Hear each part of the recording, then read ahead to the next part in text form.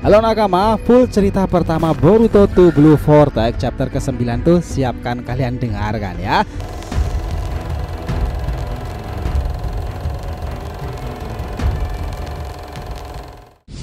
Chapter ini benar-benar penuh plot twist. Kalian tahu Kashin Koji itu di mana? Markas Orochimaru sob. Kalian tahu Himawari itu sedang ngobrol dengan siapa? Mini Kurawa cuy. Benar-benar luar biasa kan. Bahkan di chapter ke-9 ini, tahu kan Boruto mendadak kabur setelah karmanya itu beresonansi. Gila ya. Apa alasan Boruto sampai di chapter 9 ini terus menjauhi Kawaki karena takut karma itu beresonansi ya? Dan Boruto belum benar-benar mengendalikan Momoshiki Otsutsuki.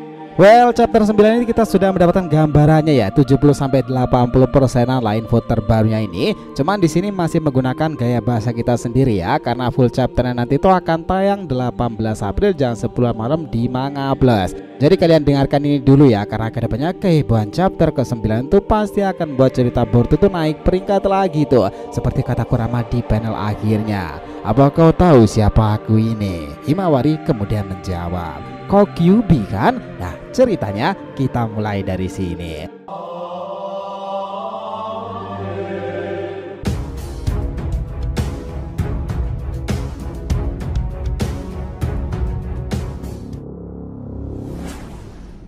Awet nakama, info penting ya, sebelum masuk pembahasan kita harapkan kalian bantu subscribe 3 channel terbaru kita ya, Saga to Blue Vortex, Joy Boy The Library of Nika, dan juga Shonen no Deshi.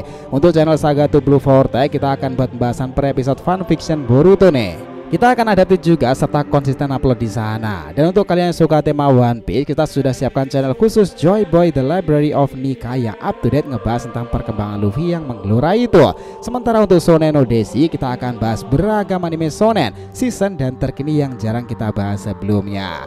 Jadi bisa dibantu support ya untuk subscribe ketiganya dan aktifkan lonceng notifikasinya gratis. Thank you udah dibahas. Yuk kita lanjutkan lagi ceritanya.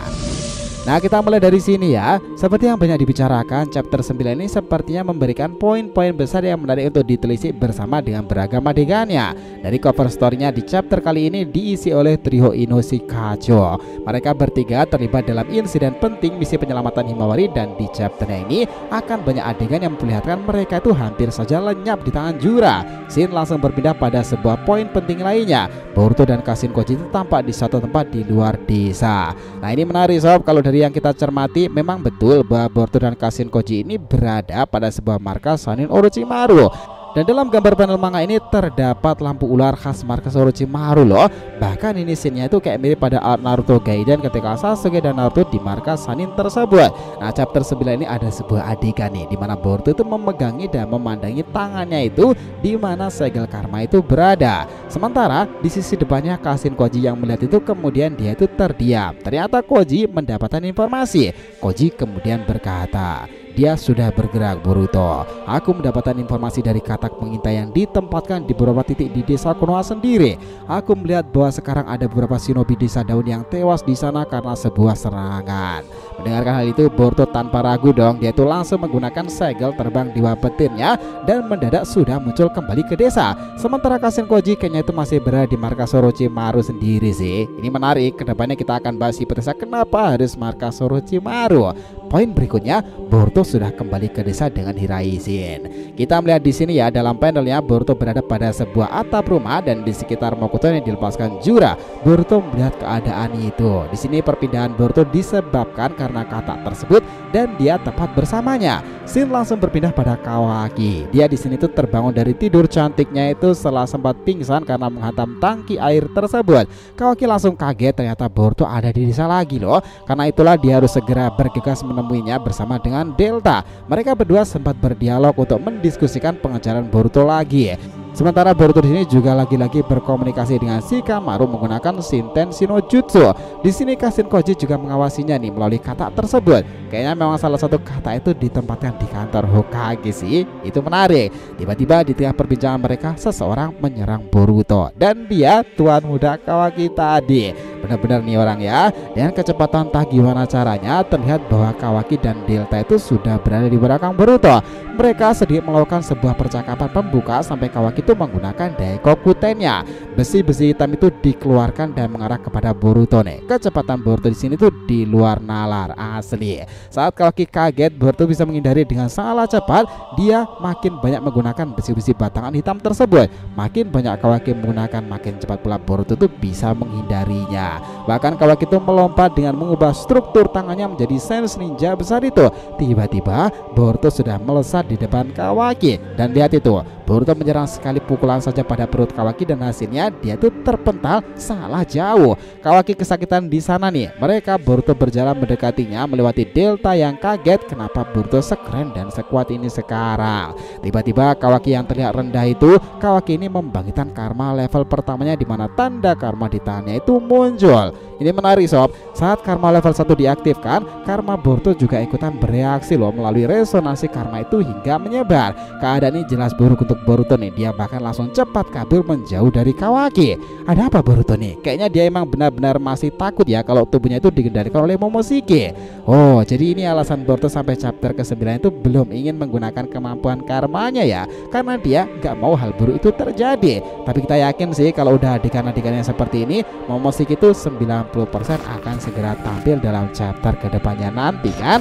Setelah itu Boruto ini kabur entah kemana. Apa kembali ke markas Orochimaru atau dia diam berada di suatu tempat hanya untuk menjauh pada Kawaki agar radius resonansi karma itu tidak sampai di sana.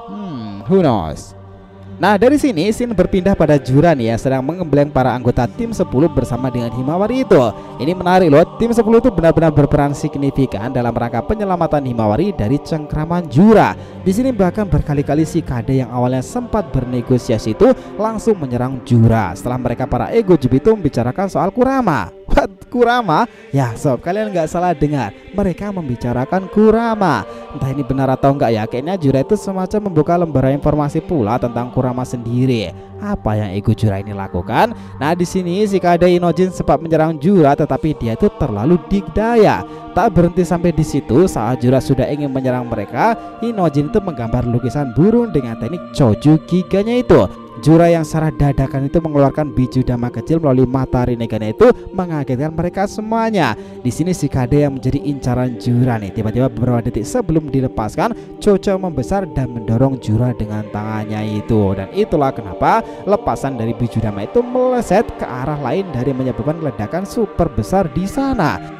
Himawari yang sudah bersama dengan Inojin menggunakan burung lukisan itu tadi, mereka bakal melihat ledakan asap-asap itu dan berharap si Kade Chocho tak akan ada masalah. Nah mereka berdua itu melesat turun untuk melihat keadaan nih, dan bersyukurlah si Kade dan Chocho itu aman di sana. Mereka langsung memegangi kaki burung Inojin dan semuanya sudah aman sekarang ini. Dan disinilah setelah ledakan besar terjadi, Sarada dan Sumire itu bergegas lari melihat sumber kejadian besar tersebut. Mereka harusnya di sana akan bertemu dengan Hidari ya, jika sampai lebih cepat lagi. Wah ini bakalan seru banget sih jika kejadiannya terjadi di sana. Di balik ledakan itu, Jura dan Hidari kembali membicarakan soal Himawari.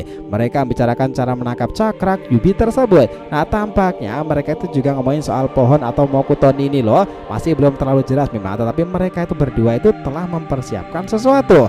Scene lain kita lagi-lagi juga melihat dengan sangat jelas nih, Himawari yang sudah bersama Inojin tuh di sana dengan burung Choju Giganya itu. Hima awalnya ngobrol dengan semuanya, tetapi tiba-tiba tatapannya kosong teman-teman, dan akhirnya Himawari masuk pada sebuah dimensi alam bawah sadarnya, sama seperti saat ayahnya dahulu Naruto juga melakukan hal yang serupa dan berbicara dengan jiwa dari monster dalam dirinya. Himawari yang terjatuh itu bingung awalnya dan dia melihat di sekelilingnya terasa hening. Tiba-tiba sosok monster di belakangnya memanggilnya. Aku di belakangmu. Hima langsung menoleh dan kaget. Sementara monster itu berkata, apa kau tahu siapa diriku? Hima menjawab, kau itu Kyuubi kan? Bah, respon Himawari sebenarnya nggak terlalu kaget-kaget aman ya ternyata sob. Dia itu tahu jika di hadapannya itu adalah Kyuubi. Lebih tepatnya itu adalah mini Kurama. Besarnya Kurama ini sama ketika dia masih dirawat oleh Hagoromo dan berkumpul dengan para biju lainnya loh di masa itu. Mereka berdua sebenarnya terlibat percakapan untuk pertama kali. Dengan munculnya mini Kurama ini timbul pertanyaan baru sob. Apakah ini beneran Kurama yang sama dengan yang dahulu? Apakah dia ini reinkarnasi Kurama atau inkarnasi Kurama ya? Atau ini Kurama dengan versi yang baru? Teman-teman, ini sangat seru nih. Jadi tulis pendapat kalian di kolom komentar di bawah ya, untuk menjawab rasa penasaran kita soal Kurama ini. Sambil nunggu chapter rilisnya yang resmi tanggal 18 jam 10 malam di Manga Plus sana, bersiaplah menyambut beragam teori dan spekulasi nih dari chapter ke-9 terbarunya itu. Bagaimana Kurama bisa muncul kembali kepada Himawari, kemana perginya Boruto sekarang ini, dan ada apa dengan markas Orochimaru itu sendiri. So, gimana menurut kalian sendiri? Bukankah mengesankan kisah Boruto sekarang ini? Jadi cukup segitu ya pembahasan kita kali ini mengenai cerita lengkap mini Kurama chapter 9 Boruto to Blue Vortex, bahasa Indonesianya versi gambaran terbaru. Jangan lupa untuk subscribe 3 channel terbaru kita tadi ya teman-teman, Saga to Blue Vortex, Joy Boy The Library of Nika, dan juga Shonen Odyssey. Kita lanjutkan lagi next time ya. Jika yang ditanyakan silahkan nih, feel free ya, tulis di kolom komentar di bawah ini, oke? Thanks a lot teman-teman telah menonton video ini, and we'll be come back again.